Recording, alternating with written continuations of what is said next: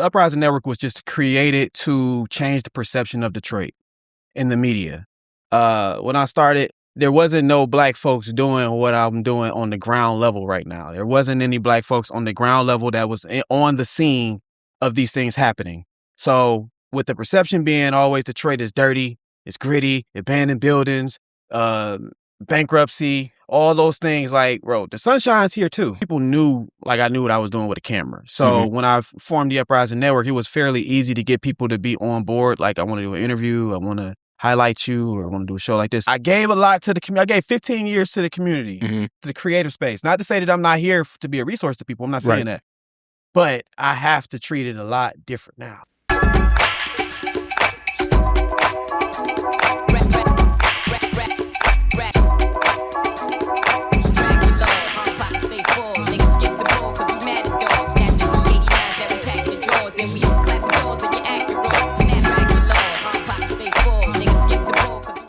My working professionals, creators, entrepreneurs, I need y'all to tap in. Listen, if you're tired of fighting distractions at home or bouncing around from coffee shop to coffee shop, then Bamboo has exactly what you need to be able to lock in and get your work done. In addition to having flexible meeting rooms and event space, they've got a community that actually supports you while you're in the building. So if you're ready to lock in some space right now, guess what?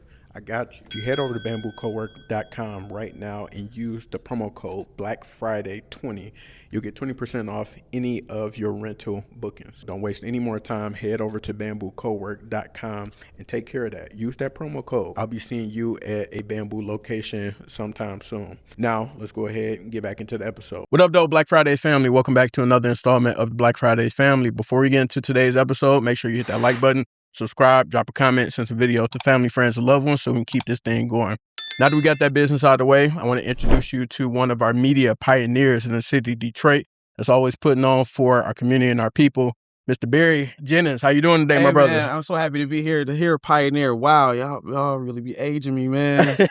Y'all be aging me, but I love to hear it. I love to hear it. Thank you. Thank you. That means a lot to me to hear that. Absolutely. 10 years in the game with the Uprising Network, which will be later this year. And then, so I would love to be able to, well, first I want to understand, because I've been tapped into Uprising. I think I told you before we started rolling for at least last 5 years minimum. So Ash Jen has been on the platform. And then, of course, I know you know the homie JG. And then I've been tapped into the latest show, Girl Meets World. Okay. And then also all the other shows that's been on there. I see the homies on Gotta Eat and all the programming that you got. But for the folks who haven't been exposed to the Uprising Network, can you talk about its origins and then what exactly is the Uprising Network?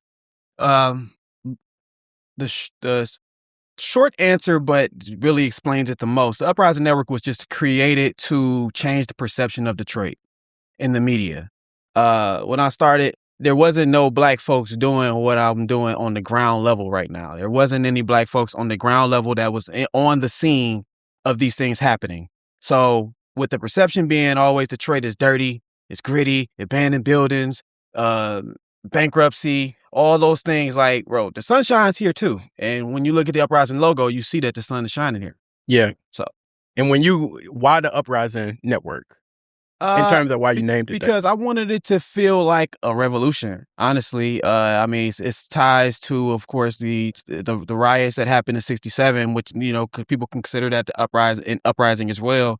So it has a lot to do with that. It was just like fighting back versus a lot of at the time, it was like the gentrification was really becoming like very prevalent at the time. And it was just like me, like kind of fighting back on New Detroit versus old Detroit. Yeah. Yeah.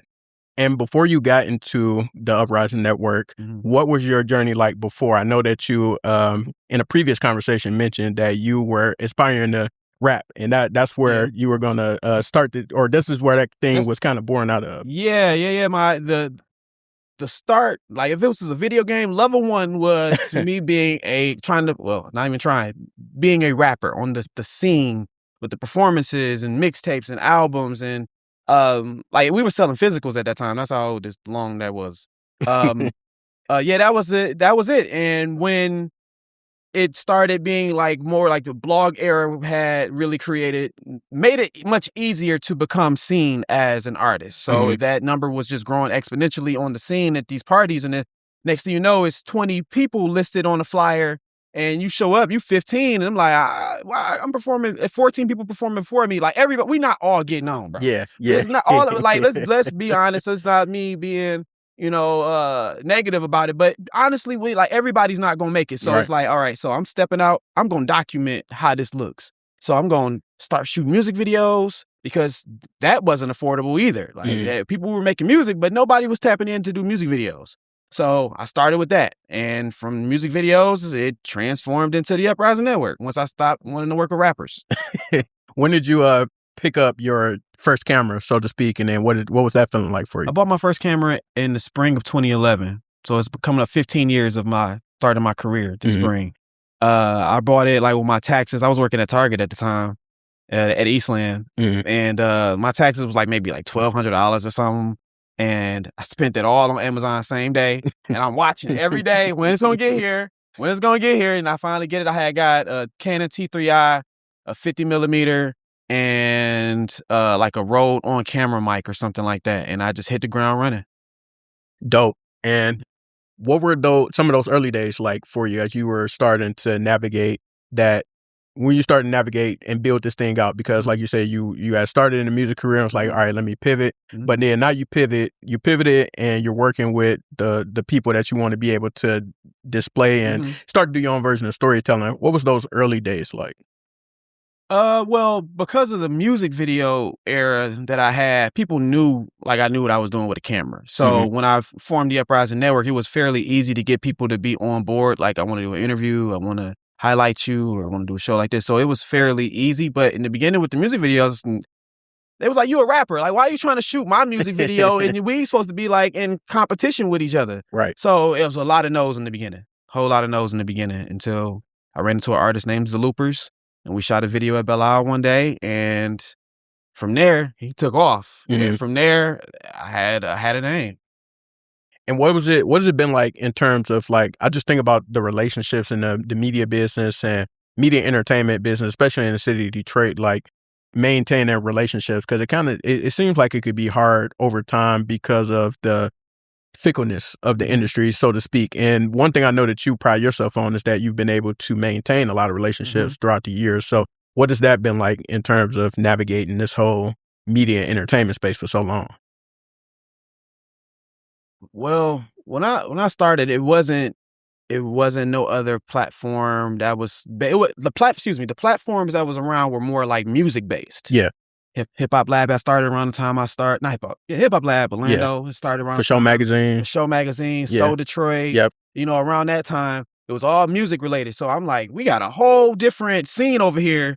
So with the Uprising, I really had support from the giddy up. I really did. When I had a launch party, threw a launch party like 2 months after we launched on YouTube, and we packed out the Baltimore Gallery. And there was so many people there that I didn't even know. Didn't even know who I was, but they came and showed out for me. And I had everybody dressed up and everything. The rappers showed up dressed up. In the Baltimore Gallery, yeah. You know what I'm saying? So packed that out. And from there, I really had like a base. I had a base of people that really supported me all through that journey. Yeah. Really, it's because of just showing and proving. Like, I'm just not going to stop. I'm just going to keep going. And because of that, people see that I'm serious. They're like, oh, okay, we're going to ride with him. Yeah. And that's something I've noticed as well in terms of being able to show your portfolio of work, people you connected with and stuff like that, especially on video or audio. And once people can see that, like, they know, like, okay, you got some social proof. You serious about what it is that you're doing. So it make that yes a lot easier versus just like, oh, I ain't got time for that. Just another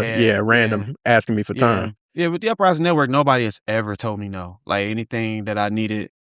And most of the people that's been on the network are like, I don't want to say friends, because we didn't grow up together, but these are people I met while I was outside. I made my own connections, and we didn't go to school together. We're not related in any kind of way. These are all people I went out and shook hands and made these relationships on my own. So I pride myself on that. And can you give a shout out to the shows that's currently on the Uprising Network and or past shows that or projects that you've been proud of, so people can understand the portfolio of the Uprising Network? Man, of course, Ask Jen show. We have Girl Meets World that's on right now with Lana LaDonna. Ask Jen with Jen. Let's see what else. We had Big Play Clay show for a while. We had Snacks in the City. We had Ladies Love Lyrics. Masha, Sincerely Yours. This was a podcast at one point. Then it turned into a confessional. We've done It Happened in Detroit, which we'll talk about a little bit later. That's going to be growing. I've had so many ideas over the year. A lot of times it'd be like one episode of something and I've never seen or heard from again, but it's an idea that I just wanted to see happen. So it's been so many. I've produced more than I probably could remember at this point. Gotcha. Yeah. So we're going to definitely tap back into the story of the Uprising Network. But before we get into that, I want to introduce you to my favorite part of Black Fridays, which is Freestyle Fridays. Uh-oh.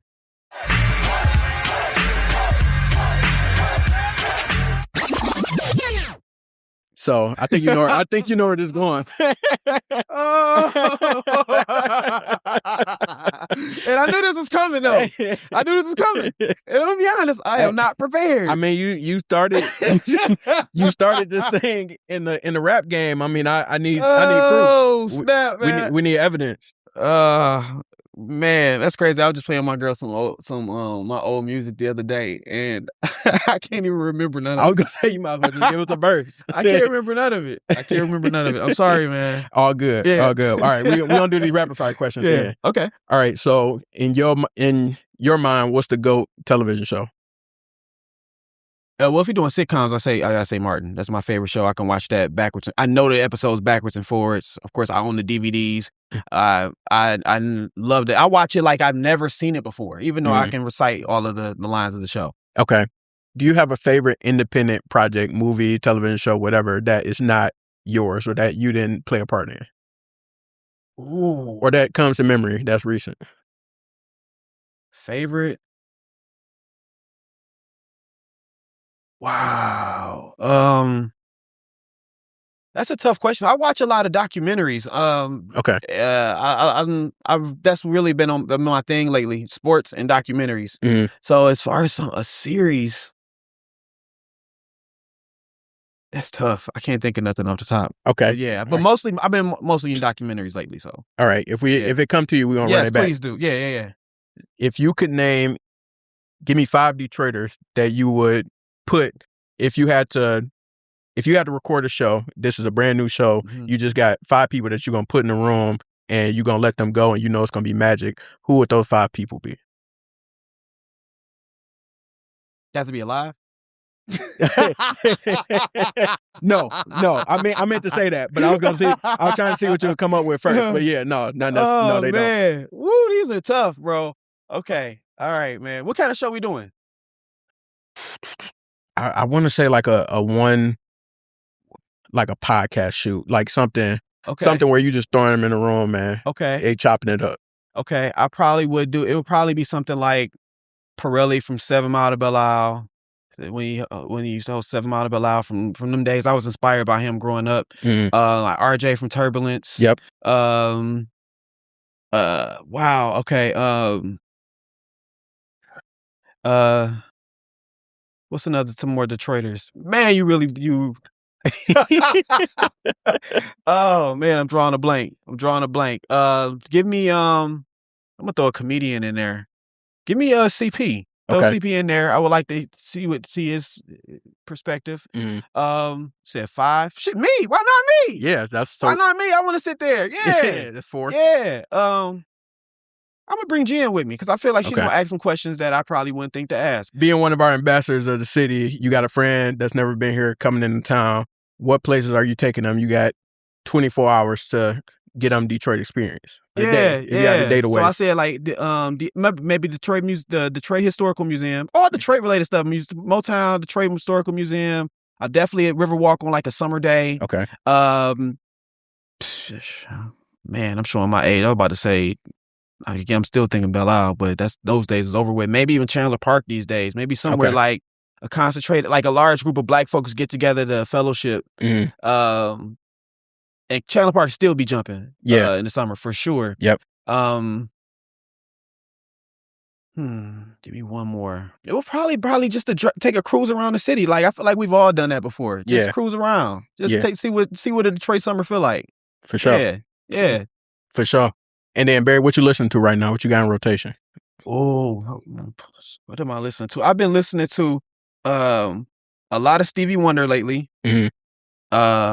Apple Music had showed me my recap. A lot of I'm heavy on Griselda. I don't know. I can't like that's the music that I listen to when I'm working. A lot of K Tronada, a lot of J Dilla. That's like my work create time music. So yeah, Stevie Wonder, Michael Jackson, J Dilla, and Babyface. Well, how'd that come up? But yeah, Babyface or Babyface Ray. Not Babyface Ray. Okay, No. Babyface. I mess with Babyface Ray, but the Babyface. Gotcha. Yeah, I've been on an old school tip lately. I just turned 40 a couple days ago, so it's just happy belated. Thank you. And so appreciate you for partaking in Freestyle Fridays, even though you didn't actually freestyle. I'm gonna have to get a copy of these mixtapes, so I'm gonna have to dig in the crates. Man? No, here's the thing. I have to put something on streaming platforms just to say that it's there because that's just part of my creative journey. That's going to happen when I get to my short films and then the soundtrack. That's the pocket I can do that in. I don't want to do the whole album, drop a single. Nope, just put a little feature on there. Might have a little name that nobody knows. Yeah, but it's me. Say less. Yeah, say less.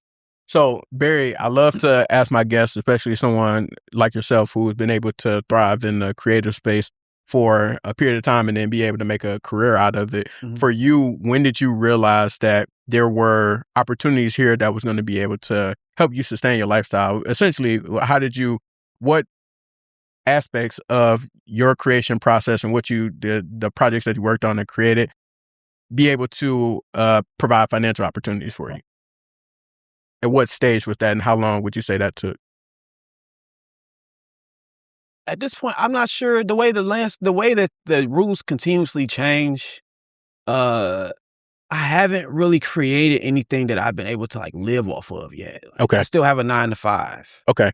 And then like things that I make money off of, like, cause all of my work is on YouTube. I'm not selling anything, like any content or anything yet. That's coming. Mm-hmm. But yeah, the way that I've been able to keep the network going is because of the one thing that's been standing is the hoodies, like the one you're wearing right now. Yep. So I've been selling those since the top of 2020, and they always been moving for me. And it helps me to create and not have to worry about asking for money from others and things like that.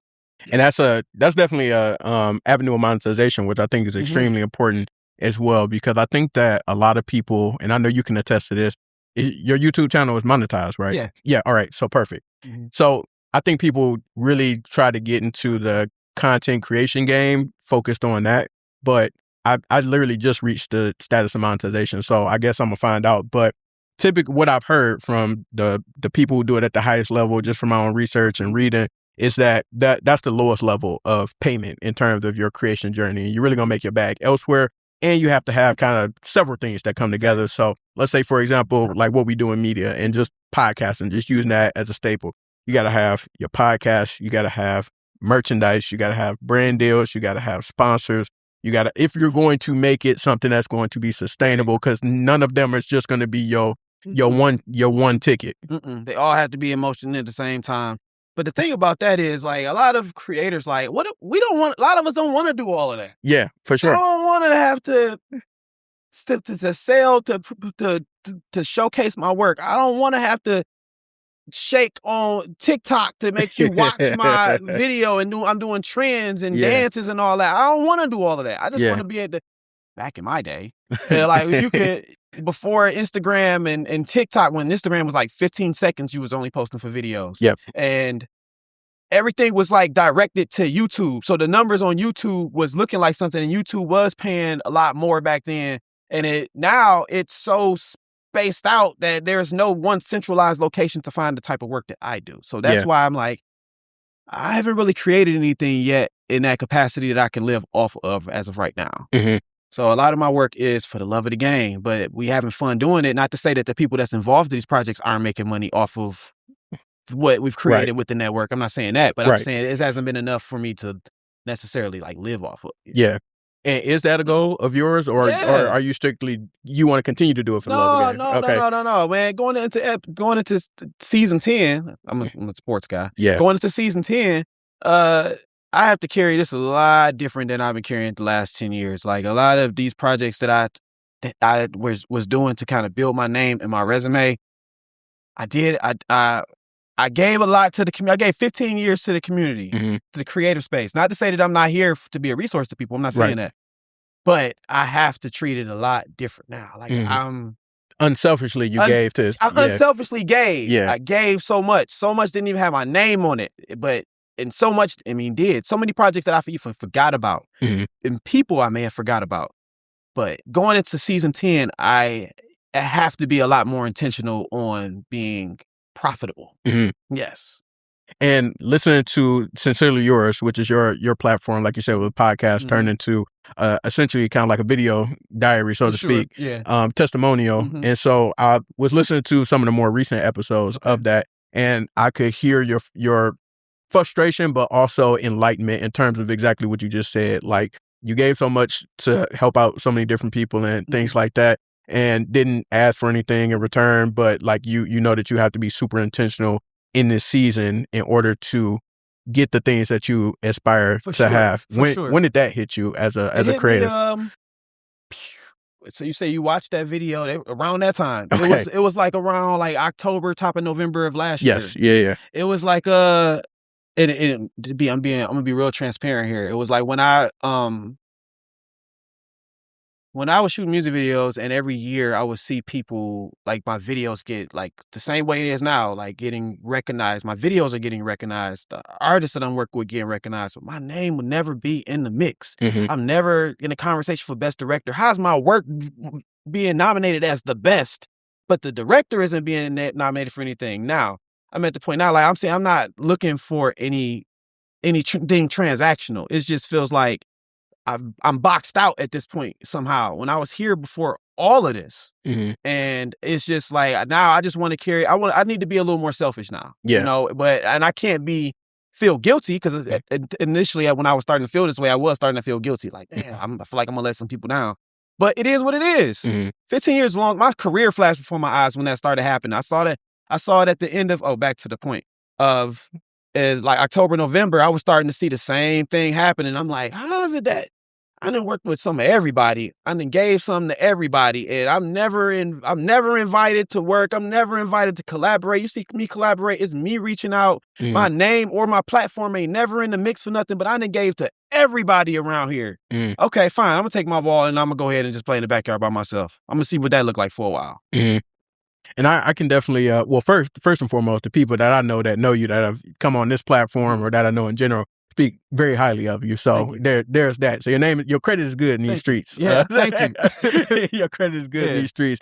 But in terms of, I can definitely identify with that. And then I think that it's also a delicate balance to be able to, you don't necessarily create for the accolades. But like you said, it's a lot of the love of the game. Otherwise, you would have stopped doing it a long time ago. So you don't necessarily create for the accolades, but it's also like, it ain't like you don't want them, or like, you don't want to be recognized for the work that you do. And I kind of deal with that sometimes. For example, I had went for Our Detroit Best Podcast. And so last year I got in the final 5, got beat out by the St. Brown podcast, which I figured probably would be the case. But I'm like, I can hang my hat on the fact that my show actually shot in Detroit. So okay, my show actually shot in Detroit, and that's no in person too. Exactly. And they, But and it's absolutely no slight to them, because I've seen the progression of their show. Because when I first started watching, I'm like, why does anybody watch this? This is boring. But they've been able to step their game up, and progressively so, and do so many different things. So they definitely earned it. But it's just like, that would have been nice to be able to get in that spot. But fast forward to this year, I decided not to go after it, just because, like, I want to jump through all the hoops for that particular award. And then also, I kind of have my own grievances with the process of how that particular process goes with Our Detroit. But it's just like, how do you position yourself for those things without like feeling braggadocious or whatever? But or do you have to just get to that place and be like, look, I'm him? That's a great question. I was hoping you asked me this because I was 50-50 with how I was really going to answer this. Okay. If I had to compare it to a basketball like team, if you give me the ball, I'm going to give you 50.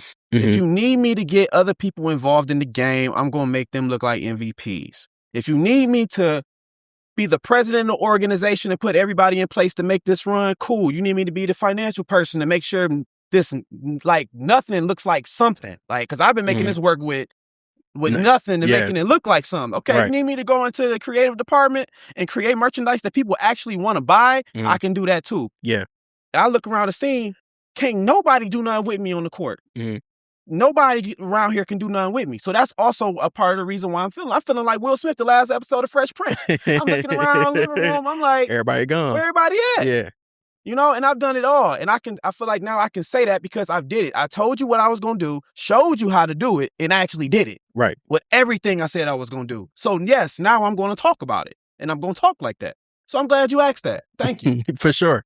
So is this a part of your media run? Because I noticed that you were on Bounce recently, and being able to share your story. So is this you remember when Kobe went for like 50 points, like 6 games? Is this that run? I'm absolutely carrying it different, for sure. For sure. Yes, it is. For sure. It is. I'm glad you asked when you did, because I'm like, one thing about it is I'm like, I don't want to ask nobody to interview me because, like, wow, I'm going to ask them to do their research. Like, I feel like it just kind of is, it like the mystique of an interview is just like, if I ask you, hey, man, can I come on your show? It just don't feel as natural. I disagree. As a person who sits in this seat, I disagree with that because I feel like, well, I know it's pride, 100%. And I say that because I deal with that often where people that I know or have come in contact with, they like, I done heard a bunch of times, everybody done been on your show, I ain't been up there yet, blah, blah, blah. What stopped you from just saying, hey, Denzel, I would love to come on your podcast. We could talk about X, Y, and Z. You got any openings? Like, what's wrong with that? There's nothing wrong with that at all. I need to do it myself soon because I have services and things that I'm about to get ready to roll out. Okay. So it's just like, it's pride. What I boiled it down to is pride. And that's where I disagree with that part. Okay. I'm also don't like being center of attention either. Okay.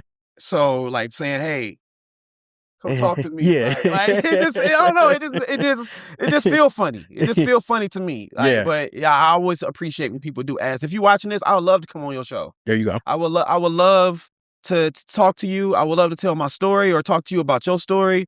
I'm willing to sit with anybody. So just hit me up. It's about to go crazy now. Yeah, you done open the floodgates. It's about to go up now. You about to have about 10 interviews in 3 days. Mm-hmm. Thank you. For sure. I hope so.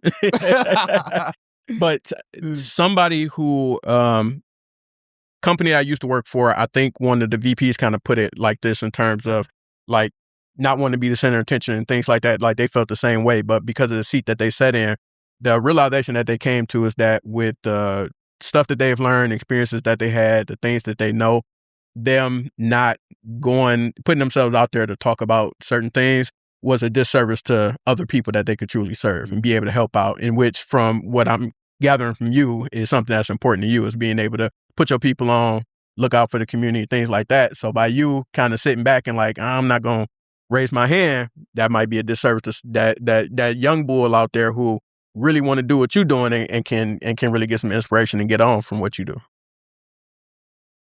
I hear you. I hear you, man. That's also part of the reason why I do Sincerely Yours the way I do, because I'm like, if nobody's asking, I'm just going to just give you what is happening when it's happening. Yeah. So you can flip through and maybe, find it at some point. It might be beneficial to you. I don't know. Yeah. So I just feel like that's my way of like giving the game. Like, but I do have a couple interns as well. Dope. But yeah, I feel like I'm very approachable, even though I'm in a different era. I feeling like I'm Brian going to Miami era. I am still very approachable and a resource to people. I am. That's just who I am. In terms of the content that you develop for the Uprising Network, how does that typically come about? It literally is like, I got an idea, like for Lon, for Girl Meets World. Like I woke up one day and said, I want to do a reality show. What does that look like? Who could I use? First thing that popped, Lana was the first one that popped in my head. And here we are with season 6 dropping tomorrow. Or I don't know when episode 6. Episode 6 dropping. So we asked, it's like one more episode after that. So it's a total of 7 episodes. It's been a great response.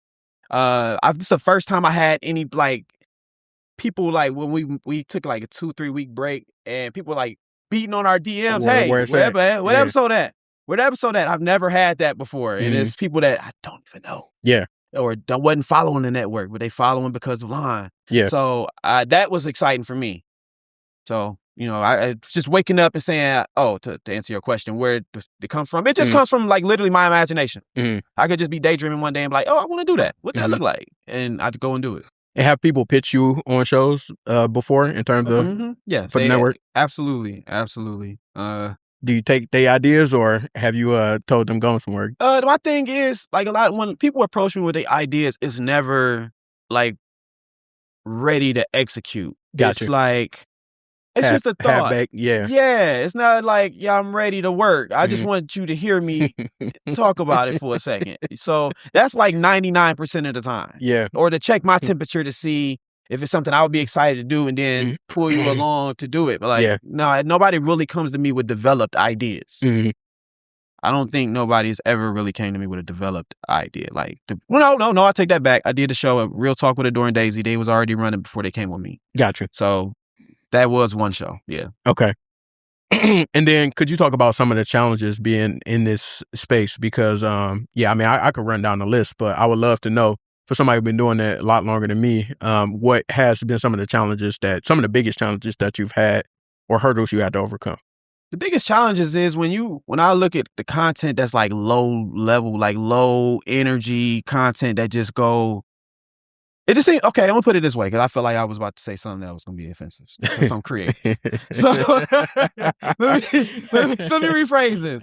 All right, I feel like the work that like the work that you can tell has had a lot of energy put behind it. I feel like it don't get like, I feel like it's harder for that type of work. Like what you doing, I feel like you got a 3-camera setup here. Like with a show like yours, you can have somebody with a literal cell phone sitting up and then they numbers be doing crazier than what yours is. That's the most frustrating thing. It's like, damn, I try to make my show look like a production. Right. And even if it may not be a real production, like a TV studio, I want it to look like a production. And with all the effort and the energy and the time that goes into it, you look at some work and you be like, dog, I may have overthought this, because the stuff that I see people going crazy over, they ain't even really put that much effort into. So those are some of the biggest challenges and some of the things that I might be like discouraging sometimes. But I got to stick to that's my standard. I got to stick to my standard. No matter how many times the rule changed, I got to stick to my own standard. Yeah. Do you find it hard to detach from your content that you put out? No. Okay. No, like when it's dried up, okay, just move on to the next thing. Because my idea, like, it's like water. It's like, all right, I got 3, 4, 5 other ideas lined up next, ready whenever I'm ready to go. Yeah. So I don't get when it's sometimes I've had issues in the network where I may have not want to let somebody go, and it may go a little too long because I built a relationship with them. Yeah. That has happened before, but when it's time, I just like, we off to the next one. And I don't even think about it. I don't have no conscience when it comes to that. I don't care about looking like I'm failing. I don't care about how many ideas don't work, because I only got to be right one time. Facts. And that is, I was telling somebody earlier in terms of my channel just getting monetized recently, is that there are maybe less than 10 episodes that probably mainly contributed to that monetization. I've done almost probably 200 YouTube videos, over 200 interviews in general.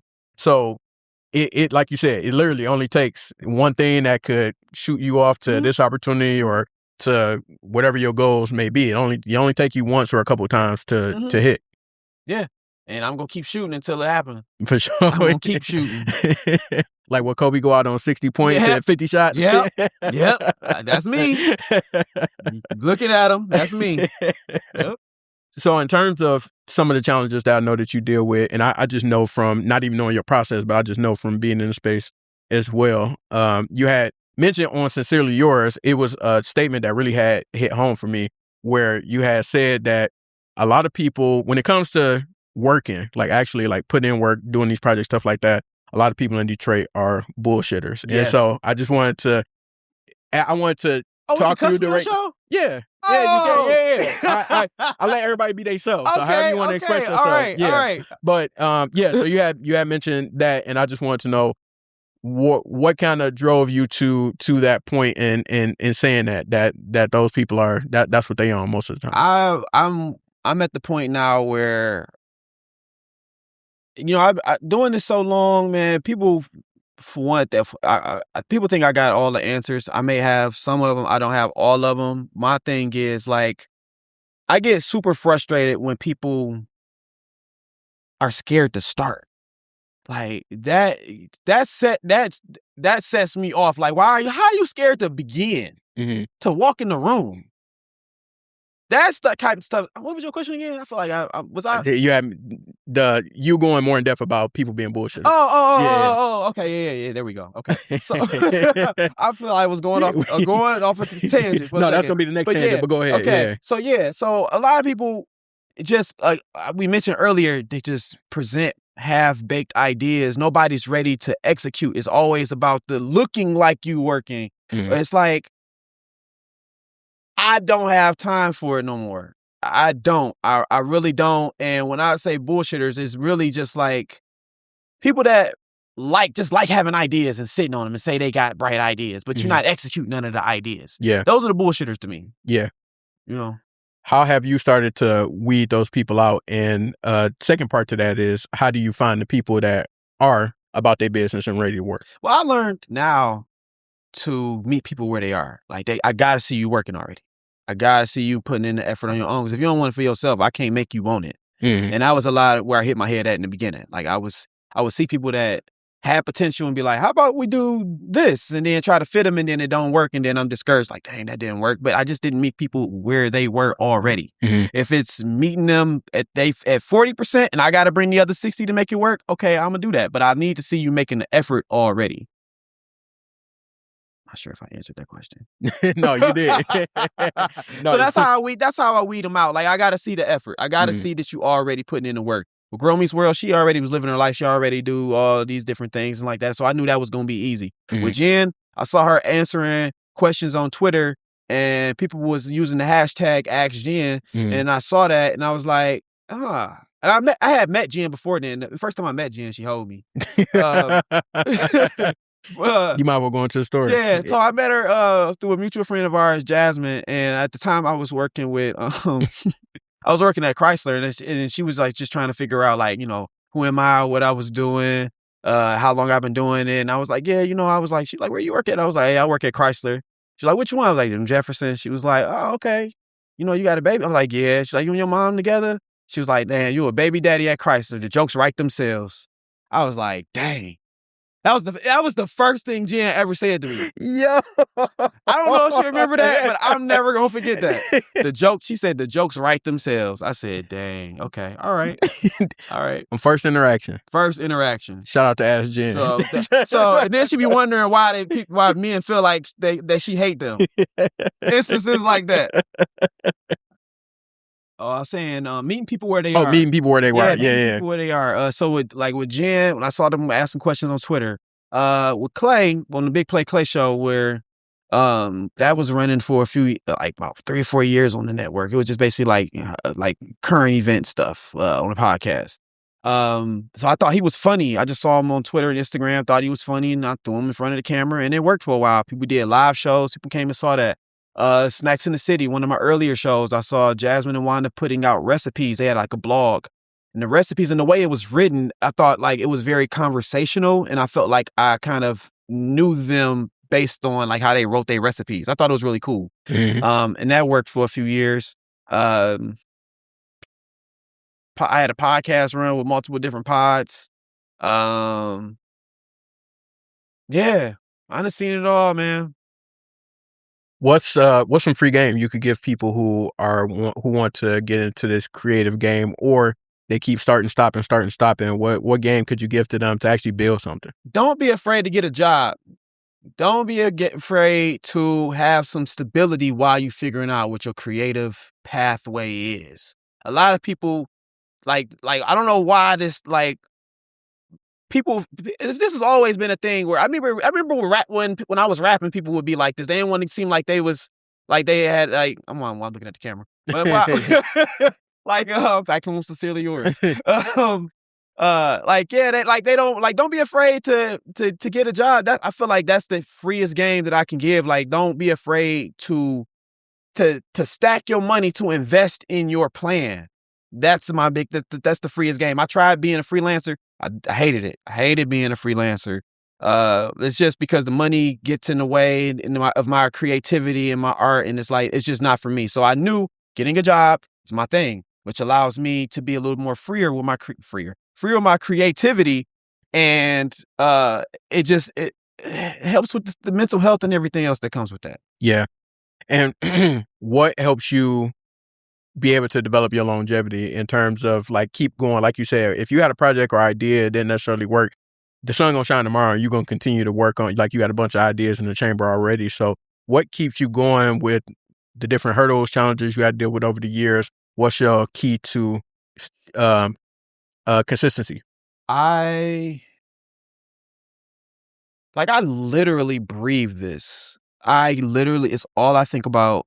I can't put it down. I get ill if I don't do it for a long time. My son, first and foremost, my son is the reason that I started it. Like it's like, all right, so if I have to pass something along at the end, when I'm too old to do something, and I just want to create something for him. So with the Uprising Network, I feel like it's something that could keep him going. He wants to get into the game too. He's 12, but he wants to get into the game too. So he is my reason for keeping going. Also, I literally breathe this. I always have a new idea. When I'm watching TV or watching a movie, I'm like, ooh, that sounds like it's cool. Ooh, I want to do that. Oh, I know somebody that'll fit good with that. Oh, I want to start a record label and maybe start working with some jazz musicians. Or I always have ideas, even like from this conversation, I'll be like, oh, dang, okay, I got something from when I watch this episode back. I'm like, okay, I'm gonna jump on that idea that I just mentioned. So it's always something, like I said, it's literally flowing like water for me. Mm-hmm.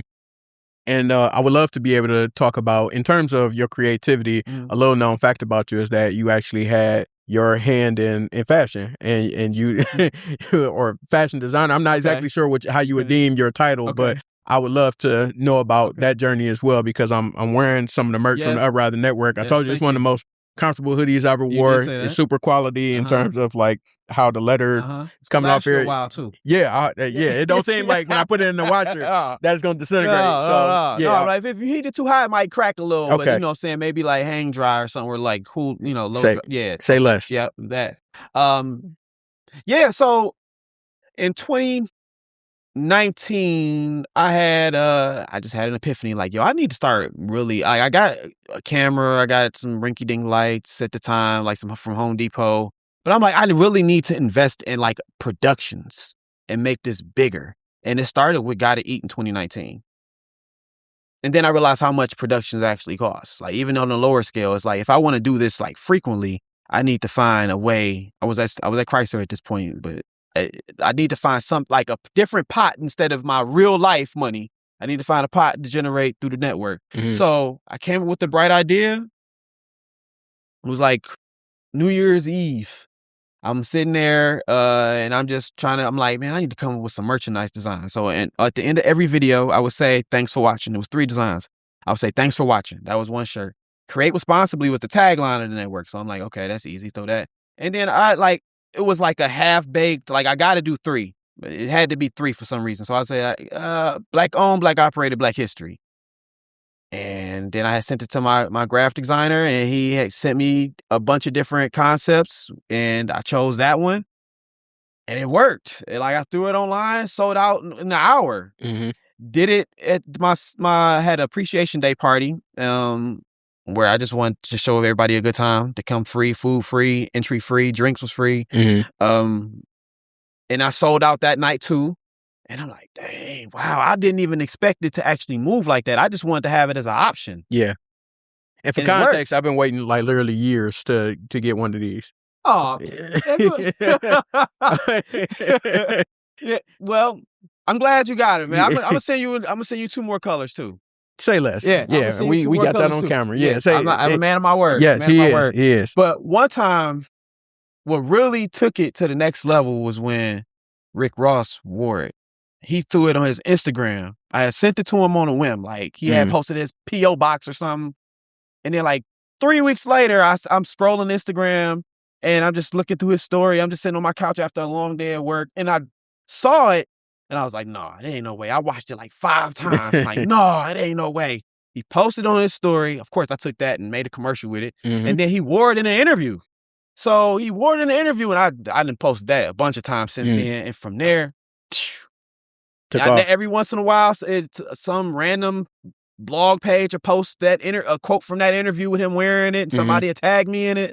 And it's just a gift that keeps on giving. Yeah. So I've done so many colors. I probably did like 20 different colors by now. It just works. Would you do more of that in terms of sending merch out to different folks that you, it's like different, I don't want to say celebrities, because it could be just people that you mess with also.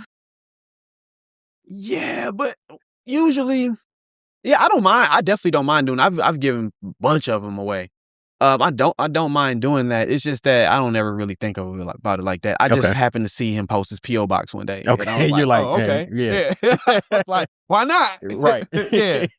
Yeah. So, what was your inspiration in terms of like the merchandise? And well, I know that you said that the 3 designs that you started with, you just kind of went based off of the brand of the platform, right. But in terms of like the inspiration for new merch that you've come up with, 'cause like I haven't seen the hoodie that you have on right now. It might be a 1-on-1. I don't know. Oh, okay. Yeah. And how do you come up with the merch designs? And then should we expect any new drops coming soon? The ideas is I just want to look cool when I'm directing. Like I just want like a late stage millennial, like with stuff that we would wear on set or going to a game and at the gym. Like it's really that simple. Like stuff that I would have wore at 16. Yeah.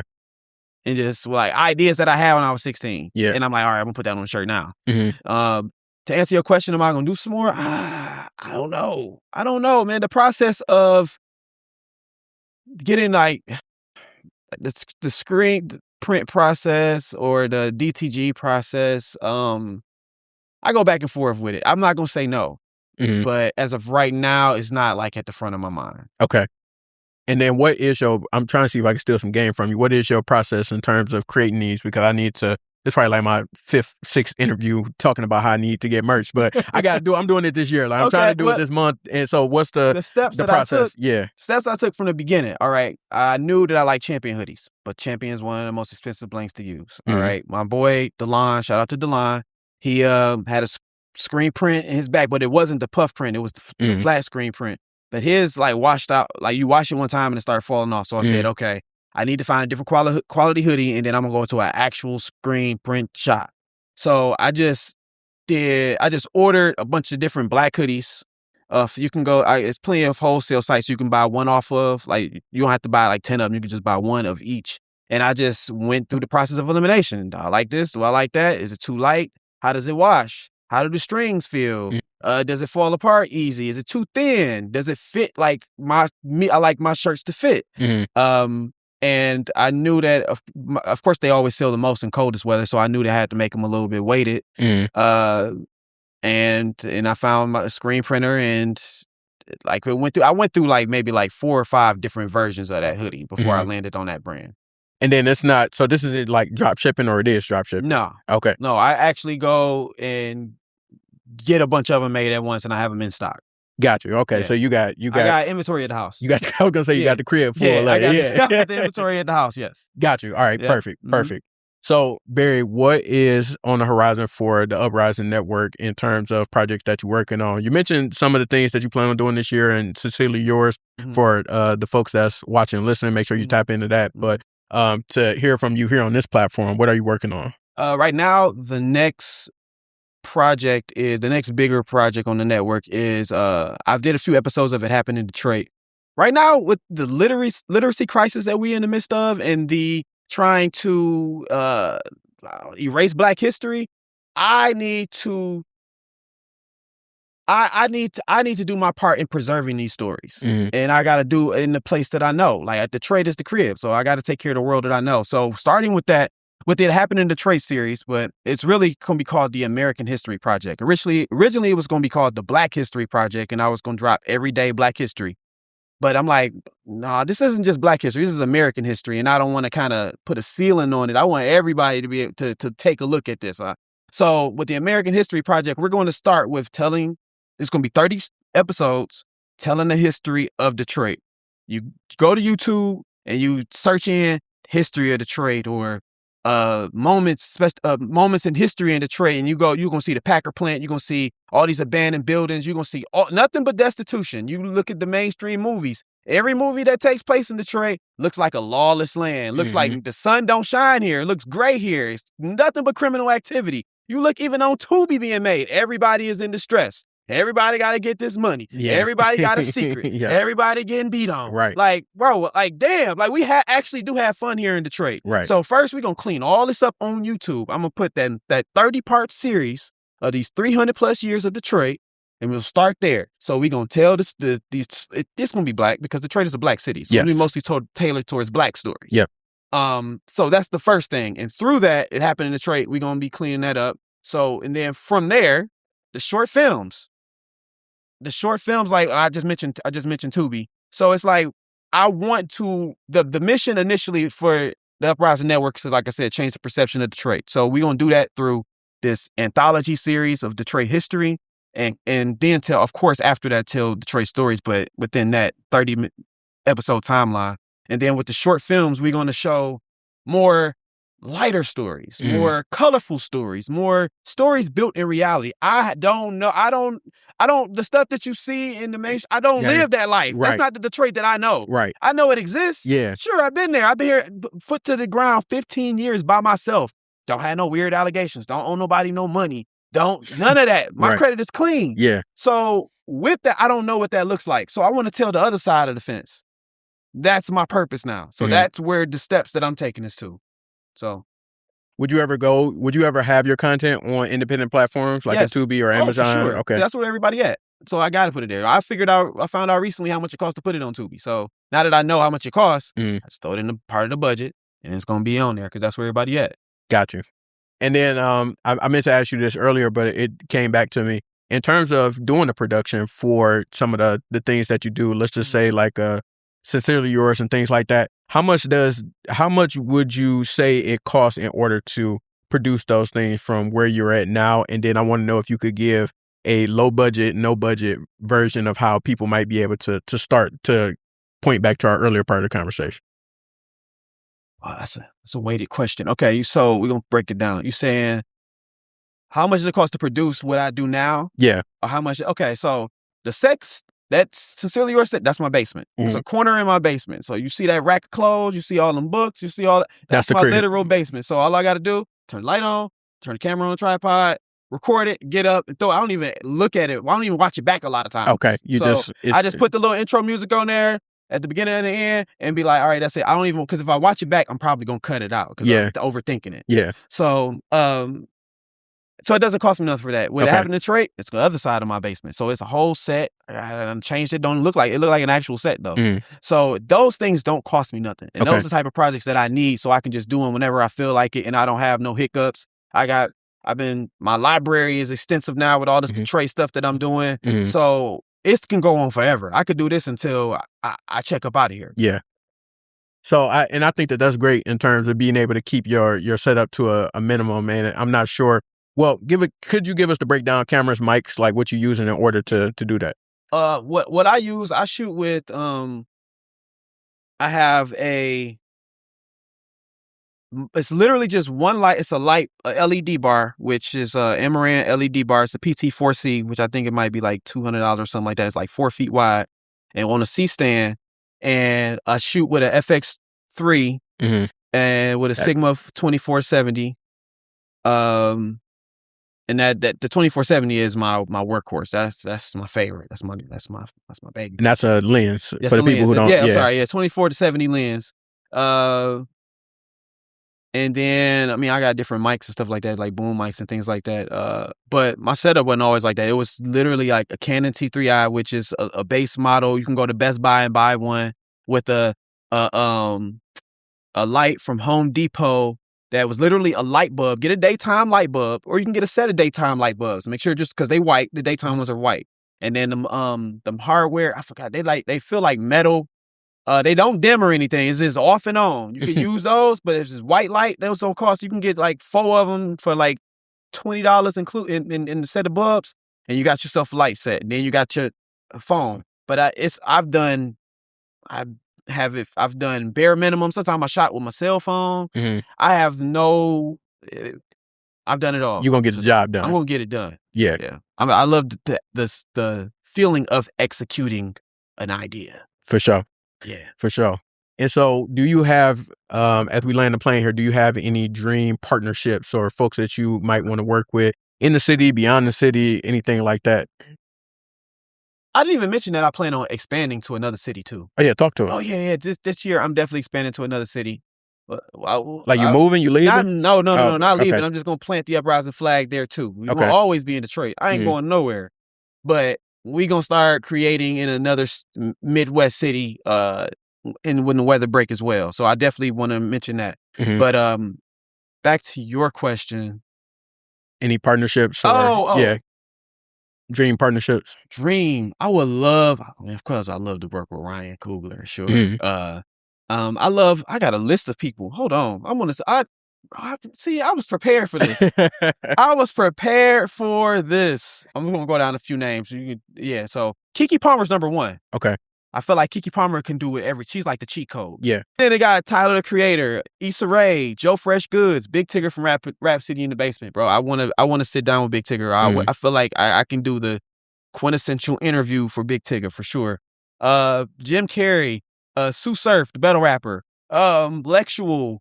I'm not sure if you know who she is. She does like the long form documentary stuff on Black History. Okay. And then it's a bunch of people on Instagram, like Storm the Bars. Like I love a bunch of like La Russell. I want to work with La Russell for sure.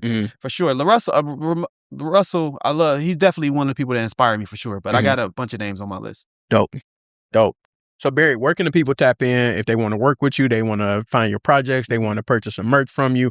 How can they tap in with you? What's all your information, socials, websites? You can find everything directly at the uprising.tv. It's just a landing page where you just click on the shows. You can click on the shop. It'll take you there, or you can go directly with the Uprising shop. Literally, if it's on the site, it's in stock. So it's no drop shipping. You ain't gotta wait.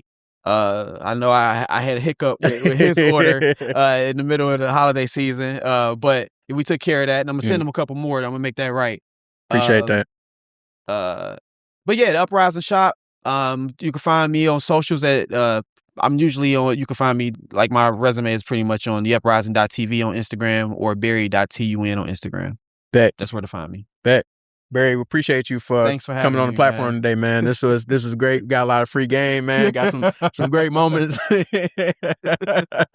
But it's great to have somebody who definitely understands the game and has been able to use your powers for good, so to speak, and be able to give a lot to our city, and then being able to tell our stories, especially for people in our community.